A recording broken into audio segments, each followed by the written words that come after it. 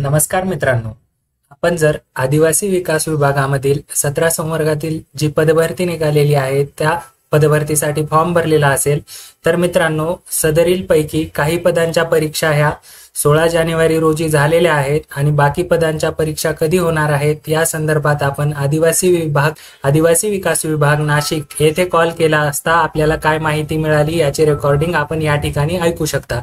Hello. Hello. हा, बोला sir. हा, नमस्कार सर. आदिवासी विभागात फोन लागलाय का?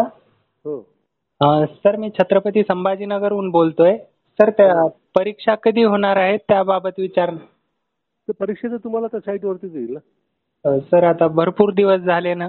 होऊ द्या ना. ते काय आहे सर, असं फोनवर थोडी सांगता येते ते. असं नाही. डिपार्टमेंटला, प्रत्येक डिपार्टमेंटला थोडी फोन करून विचारणार आहे की केव्हा नाही, परीक्षा मग होणार आहे. कोणाचा नंबर मिळेल का?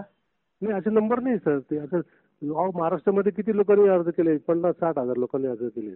नाही, मग अर्ध्यांच्या परीक्षा झाल्यात आणि अर्ध्याच्या का बाकी? मग आम्ही येऊन तर विचारू नाही शकत सर. नाही, काही विचारायची गरज नाहीये. ती प्रोसेस मध्ये आहे ना. ते काय थांबणार थोडी. नाही, मग इतके दिवस आपणही सदरील नंबरवर 1 नंबरच्या अनुक्रमांकावरील आयुक्तालय आदिवासी विकास नाशिक या ठिकाणी कॉल करून आपणही या पद्धतीने माहिती विचारू शकता.